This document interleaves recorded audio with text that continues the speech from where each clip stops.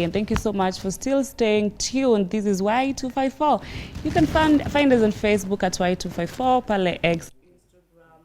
And yes, we are having a very interesting conversation. I am very excited. I'm very excited because leo tunaongelea chakula manze. And you know how much I love eating. And okay, mi sipendi kukula kama kalamival. Lakini napenda chakula pia, yes.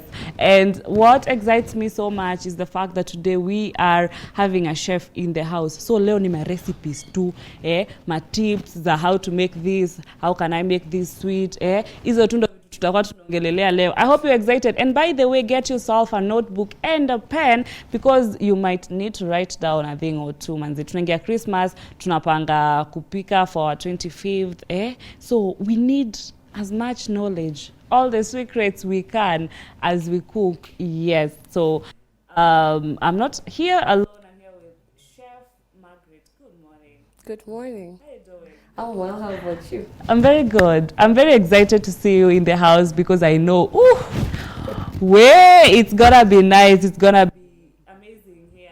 So yes.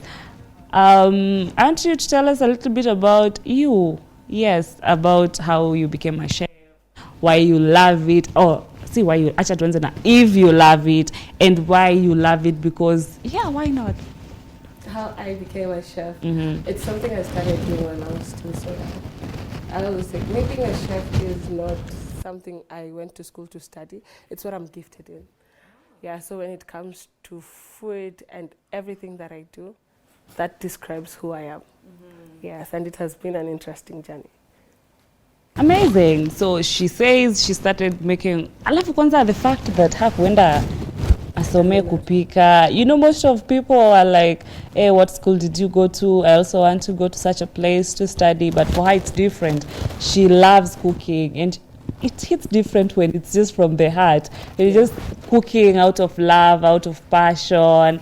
It just hits differently. Wow. So we are in the festive season. We're excited. It's Christmas, a few days to Christmas, and people are preparing. Mimi nimewaambia sana venye nitapika, So how busy are you? I know you're busy, but yes, how is the situation with you as a chef? And I've seen you have a company that you're working with. So yes, how is the situation at the moment in preparations to Christmas? The situation at the moment it's calm.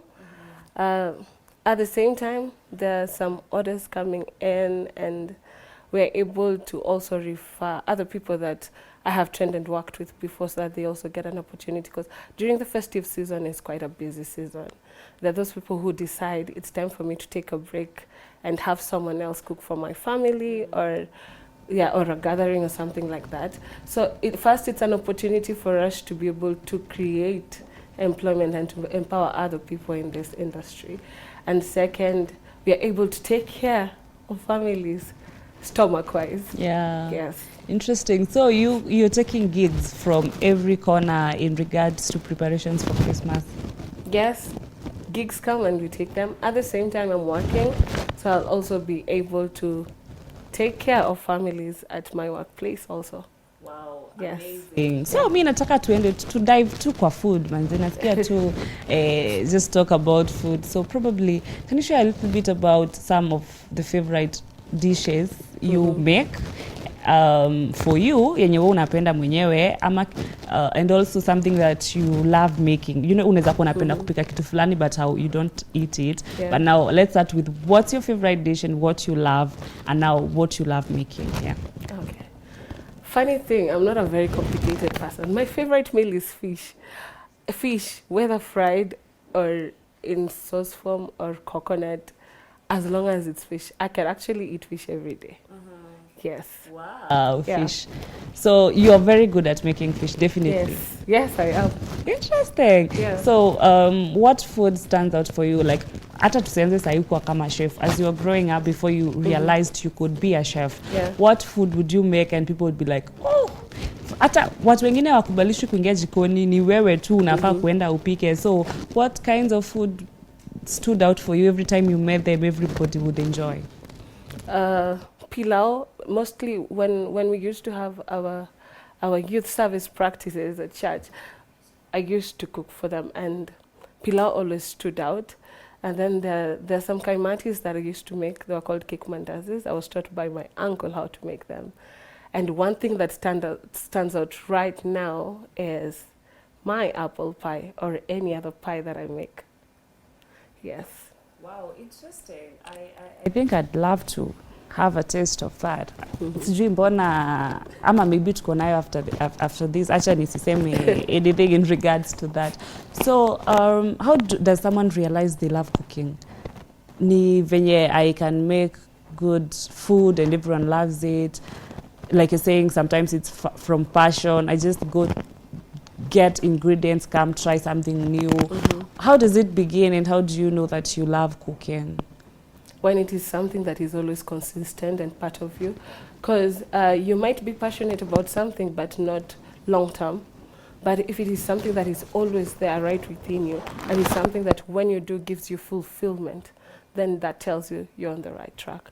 Not only when it comes to cooking or anything, even all these other things in life, even when it comes to career and other talents. Amazing. Yeah. So we're talking about food, and we are having a very interesting conversation here. Sasa ni Christmas. Watu washaanza kujibamba, watu washaanza kuenjoy, and people are preparing meals and people are getting ready. So don't forget to give us your questions. Pale Facebook, tell us what you think, tell us what you have and what you want this Christmas. Manze, sijui hata nishaanza kusikia njaa, sijui nitasema aje, but yes, it's exciting.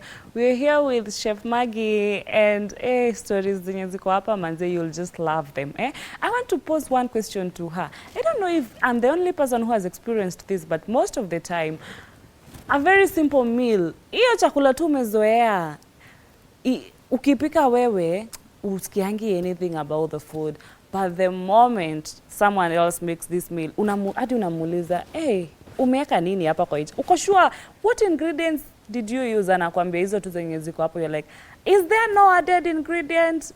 So I want her to tell us, is there a secret they use uko jikoni, ama is there something they do because saa zingine hapana? There's only one secret. The love you put in the food. Oh, okay. You will always know the difference between food that has been prepared with someone out of love and because they love what they're doing, and food that has been prepared by a person just because it's a career. Oh. It's not just a career. It comes from within. Because let me tell you, food is very sensitive. You're taking care of people's tummies. That's a very sensitive place. And if it is not coming from within, we even there are scenarios whereby you'll find someone has prepared food and they're just doing it because it's work. And the other people don't enjoy the food. Or there are even those who start having tummy ache. Not because of food poisoning or anything, but because there's no love when making that food. Everything comes from within. It has to come from within, not without. Interesting. Yes. Because I used to think, kama kuna that secret, you know, at times you would ask someone, they tell you, I have a secret ingredient.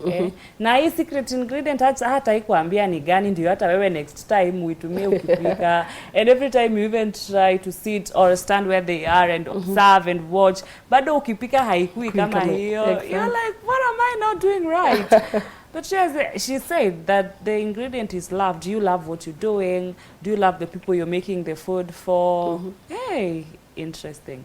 Higher, something else.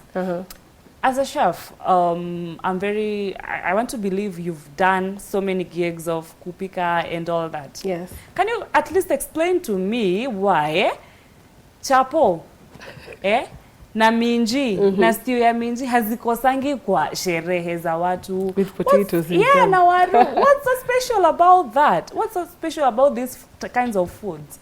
Ama wewe, with your experience, please try to explain to us. What makes it special is because it's a norm and it is something people have been so used to in years, and they're at their comfort zone. But I'll challenge them to at least try something new. Instead of chapo, why don't you make naan bread? Where? Go again. Yeah, instead of chapati, why don't you make naan bread? And actually, making naan bread is far much easier than making chapatis, and you won't even need so many ingredients.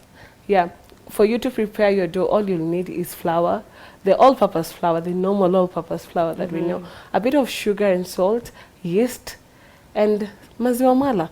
Kiasi tu. So instead of using water, you use maziwa mala. It softens the dough.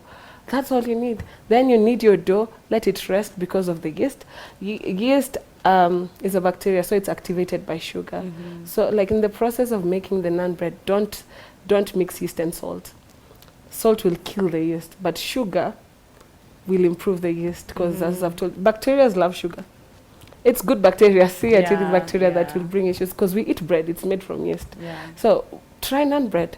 And naan bread, when cooking, you don't apply anything. Nile, unaona vile unapika chapo bila mafuta. It's the same way with naan bread. You cook it now without oil.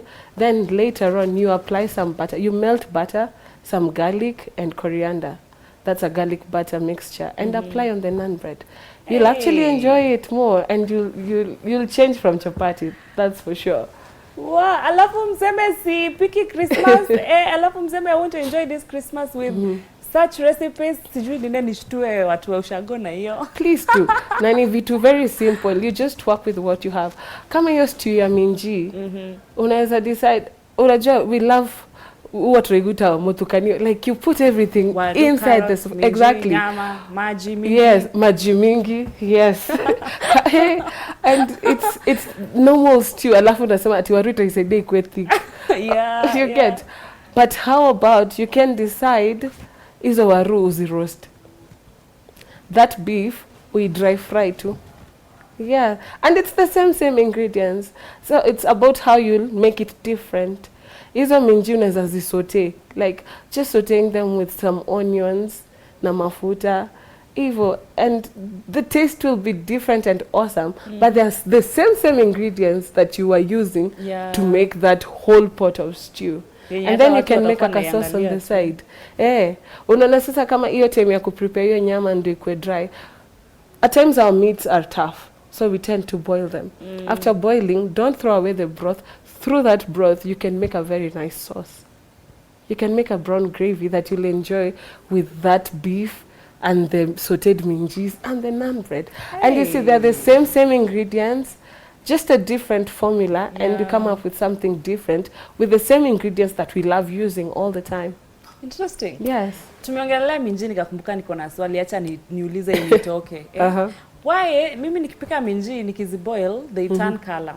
But there's a way you'll find minji ziko green bado and they are zimeiva. Please chef, please enlighten me on that. What is done to make these minji ni green grams? No, green grams are ndengu. Minji ni peas. Yes. What makes the peas to still be green as they are na bado zimeiva? Like, what do I do wrong? Mimi najua hata wewe mwenye uko hapo unaona uko na the same question. Yeah, what happened? First, it's either you've overboiled them, so they tend to start losing the color. Secondly, just when boiling, add a bit of bicarbonate or baking powder to retain the color. That's it. Oh, kidogo tu. Okay. Yes. So that's all you need. Yeah, and you need to be like when you do that, you need to be very keen. Pia zisi overcook, because you see, it will react. It will react with the water. So if you're not careful, minji zinaweza mash. So unaweka tu kidogo ya kusaidia kuretain your color, but at the same time, uko very keen on your timing, so they don't overcook while blanching them. Wow, interesting. Yes. I think I'll try out that, and iki work out, hey, congratulations to her, because I always see people making them and they look nice, but maybe niki boils zinaanza kuturn brown, like, yellowish. What am I doing wrong? But now I have the secret. I hope you've also grabbed that secret. Sasa, another question. At times, when we're going somewhere, as Kenyans, in yetu manze, hey, can we have some tea? Can we go grab a cup of coffee? That's what we say. Yeah. And then mkipatana unasikia mtu anaitisha, oh, sijui nipe nyama na nini, sijui nipe fish and that. Tulisema we are coming to have coffee. How did having coffee turn out to be a whole platter of food? Meat. Yes. Kwani, what does food really mean when it comes to connections? What is with food and you bonding with people? We say food is a language for the soul. Look at, they always say the only way to a man's heart is through the stomach. I think it's because food fulfills us and it also nurtures our bodies, and it is something that is a need. They say it's not a want, it's a need. And it bonds people, because when you share a meal with you can only share a meal with people you care about. You can't just share a meal with anybody. A random person. Yes, because food is magical. That's the word I can use. Food is magical. And when you share, you get to bond. It creates that connection. It creates that relationship. Even in families that are used to eating together, you will see there is a bond, because that is where people are also able to talk about some things while sharing a meal. And also as a culture, as Kenyans and Africans, it is a culture that we share and spend time with people through a meal. Many of the times when you go to visit a place, even if you didn't say you're going to visit, when you arrive, they'll ask you, may I give you a cup of tea? Yeah. Or what would you like to eat? It is in us, because we are hospitable people. And when it comes to food, it's all about hospitality also. Interesting. Yes. And now on the same light, how do we use food to create memories that will last? As for you now, when you have guests, how do you use food to make sure that they will go eat other places, but wataishi kusema, kuna mahali tulienda, their food is just on another level. Yeah. How do we do that? Simplicity and uniqueness. That's the way to get. Just be simple and unique. There's something you'll make that someone will taste and they'll always come back. That is why there are those restaurants and hotels that will never lack customers, because they have that signature meal or that signature dessert or that signature drink that will always keep these people coming back. Because once you get an awesome experience, you'll always want to go back for the same experience. And if you found it at a certain place, that is the exact place you'll go back to. That's the same place you'll refer people to. And yeah, so that is the thing. Simplicity and uniqueness. Just be simple. Don't complicate things. Because when you complicate things, it doesn't always turn out so well. Just go simple and unique. Just do you. Yeah. It will keep people coming back. Wow, amazing.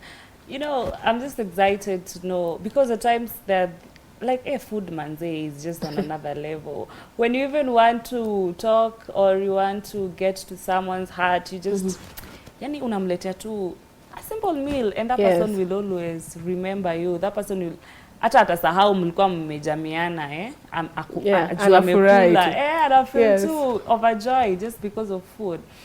At times sasa kama sahizi you find you ukipika unatumia so many ingredients, spices and all that.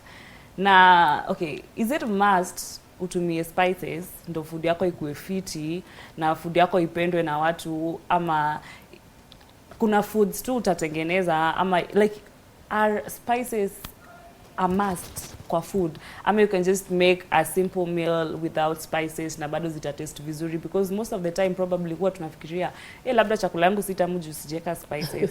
So yeah, can you tell us about that? Spices are not a must. We actually complicate the food more. Like I said, simplicity. You can use all the natural ingredients that you have and still have a very delicious meal. I can give you a very good example. Kitu kama ndoma, arrowroots. We are so used to boiling them and having them for breakfast, right? You can decide, today I'm not boiling the arrowroots. Then you just put salt and a bit of oil, then oven bake them. After you oven bake them, you've not added any spice. Then make kachumbari on the side and enjoy your arrowroots for breakfast. Same thing. And you didn't have to add any spice to it. And if there are those people who believe in spices, there are those people who really love spices, and yeah, it's good. However, I'd always refer you go for the natural spices, not the artificial or the processed ones, because all these spices are in natural forms, but the ones you find in tins and grounded, you're not sure if it's the real thing. If it is cardamom, get whole cardamoms, get whole cinnamon. You can mix the spices and grind them yourself. It is far much better because you know what you have. You know what you've grinded, rather than going and buying something that's ready and you're not really sure if it is what they say it is. You get? Yeah. So if you opt for spices, it's okay, but go for the natural ones when they are whole and make them yourself. Yeah. Cinnamon sticks, ziko, whole, cloves, black pepper. Those are actually the spices, and they're there. And they're there whole. You can take them, and grinding them is very simple. Yeah, but it is not a must for you to use spices for your food to be delicious. Look at us. Ugali. What do we add in ugali? Nothing. What? Yeah, and it is our staple food. We can't go without ugali. People love ugali. I've had some friends and clients who are from the West, and they tend to ask, why do people love ugali? It's so tasteless. Because it's just water and corn flour. And I'm like, but that's the magic. That is why it's called ugali. Because when now you combine it with the vegetables or the meat protein or anything you choose, that is where the magic happens. Now you get to feel the infusion and the taste of everything. Okay, I've seen others frying ugali and whatnot, but still we always prefer our normal ugali. But you boil water and prepare the corn flour. Yes, so it's not a must to use so many spices on your meals. Interesting, because that also goes to the people who are allergic to spices, and they're like, okay, I need to eat something nice, so what do I do? There is your answer. You don't need spices to make your food sweet. Yeah, you can just make it natural. And na pia tumeambiwa, let's go for the natural spices. They're there. Yeah. Go get them in the market and use them instead of the ones that already can't, because maybe kuna additives and other things that probably zina haribu. Yes, please. At times, for example, when you're now approaching your gigs, what comes to your mind when probably someone tells you I have a birthday party or a party in general, and so the meals they need are for enjoyment? Yeah. So what comes to your mind, or ni nini haiwezi kosa kwa menu yako the moment you start now working on it? Kitu haiwezi kosa kwa menu yangu, let's say kama ni enjoyment or something like that. Mostly we go with the customer's preference. We advise them on what to choose and what not to choose. But when it comes to that, I will always suggest, kuna hizi snacks huwa lazima ni suggest, because I know they are magical. Like, I know it's something people will love and enjoy. Let's say like peanut bites. I have my own recipe of peanut bites. And another thing is freshly made juices. Yes. Instead of sodas, I'll always suggest freshly made juices. Wow. Yeah. Amazing.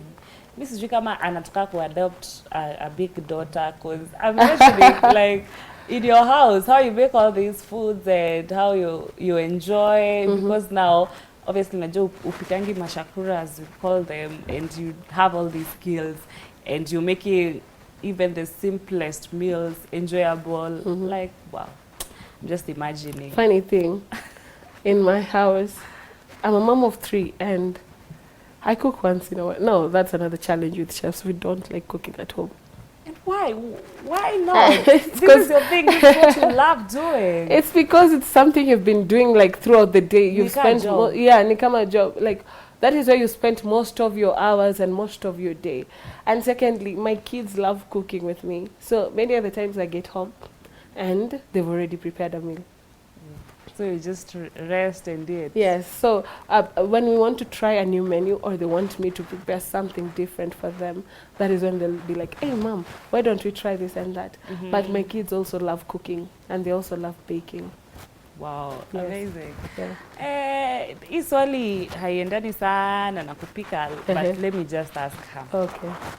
At times, right now in our age, most Gen Zs, ladies are saying they want men who cook. a man who's going to be comfortable, anaingia jikoni, anampikia. As a chef, and with your experience, because they're also male chefs, right? Yes, yes. What is your take in regards to that? Are we dreaming? Such people exist? Is it just so many? As a chef, hata kama wewe ni chef. Because probably I was thinking, I look for a chef, but sasa nimesikia hata chef anapika huko, lakini akikuja kwa nyumba amechoka hataki kupika.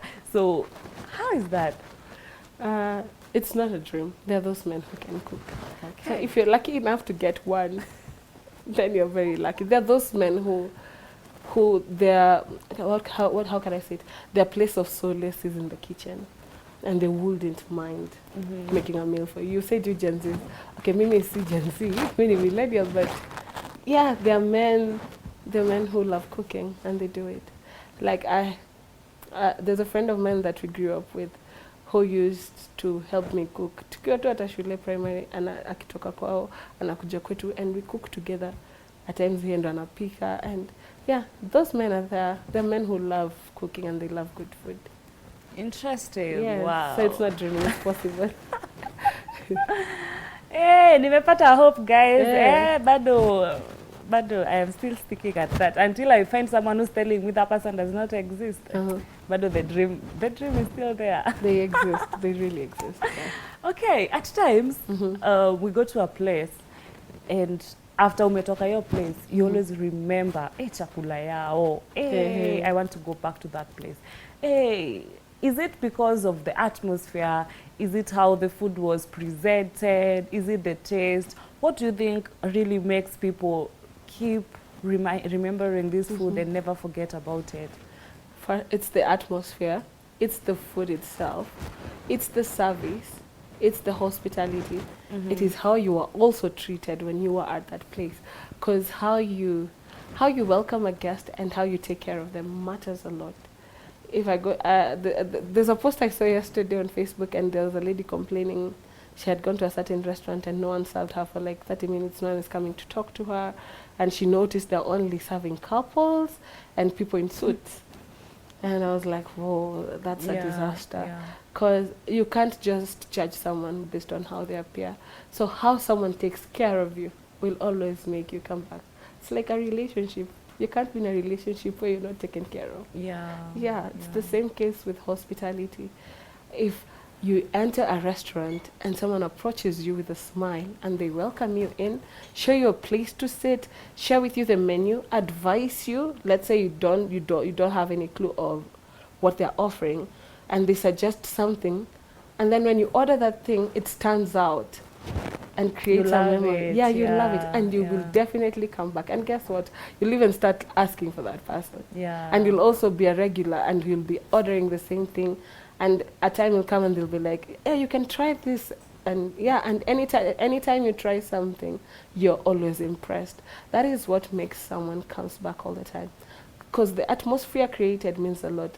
When you enter a room and there's that negative energy, you'll always feel out of place. Yes, but when there is that atmosphere of being welcomed and feeling at home, that is all it takes. Yes, it is a home away from home. You'll always go back. Wow, amazing. And actually that explains why you always feel like I'll never go back to that place again. Or, hey, I want to go back. In time you ask, twende wapi kukula, that's the first place that clicks in your mind.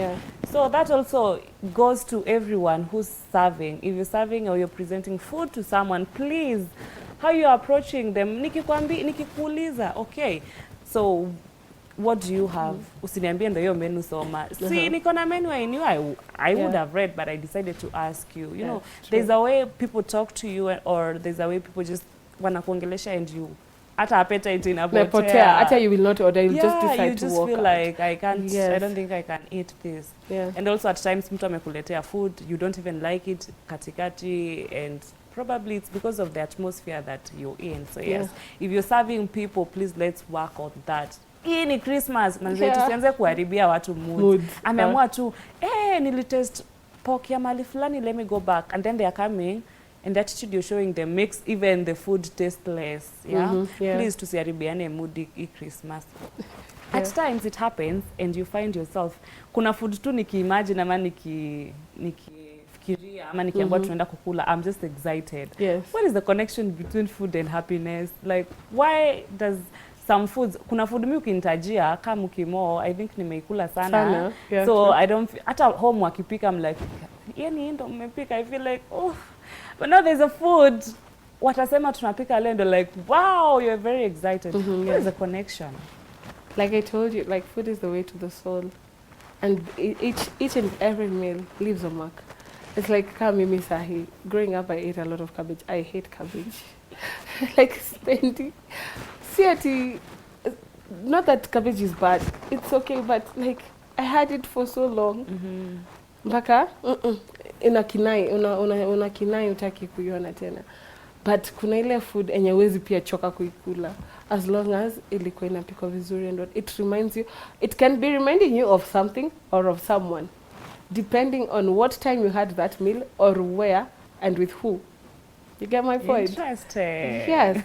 let's say on your first date, someone takes you out and they order something for you, and this is someone you really loved. That memory will stick with you. Yeah. Yes, it will. It will always stick with you. Utakata ukiona mahali, it reminds you of that person. You get my point? Yeah, because food bonds people. Yeah, it really does. Ni kama sahi, I know my kids love pastries so much. So I know that anytime we try a new pastry and they love it, it leaves a mark. Yeah, they'll always talk about it. And you'll always know if something is into you. You'll always be talking about it. Yeah, you won't stop. Yeah. Wow. So it bonds like that because it's a doorway to the soul. And if it is something bad, you wouldn't even, if someone talks about it, it will disgust you. Yeah. It will bring back bad memories. I wouldn't want that experience again. Let's say a scenario whereby you had something, then you experienced food poisoning. That is a memory that is really bad. You wouldn't even want to think about it again. Yeah. But let's say you went to mahali and you've had your slice of pecan pie with an ice cream scoop, and it was a cozy place and an awesome weather, you will always remember. You will always remember, and you'll always go back to that place because of that. Yeah. Amazing. Mi nishaanza tu ku create imagination, and I'm just thinking myself as she speaks, and I'm like, oh my God, yes. Hiyo nayo uwezi sahau. Yes. Interesting. At times, you are attracted to the aroma of food. Food, yes. So what makes, what is the connection between the aroma and you enjoying the food specifically? Because at times unaweza kuwa hata hauna idea what you want to eat, but now when you just smell the nice aroma of that meal, you're like, wow, I really want to try this. So what is the connection? The aroma triggers your brain and tells your brain something delicious is being prepared, and your brain switches to, that is what I want. And that is exactly what you will go for. Because you see, our body parts are all connected and they signal each other. So when your sense of smell smells something good, it tells your brain there's something good being prepared somewhere. And then your taste buds start salivating and you're like, that is what I want. Yeah. At times you will enjoy the meal, but at times it happens that people get disappointed. The aroma is not the same as the taste. It happens. Yeah. But when the aroma and the taste go hand in hand, you will enjoy every bit of it. Yes. Interesting. Because we always go by what we see. That is one thing with us. What we see and also what we smell tells a lot. That's what attracts you. Yeah. Utayangalia tu, you're like, oh. And you're like, yeah, no. Exactly. And there's something you say and you're like, I'm going for that one. Wow, Yes. interesting.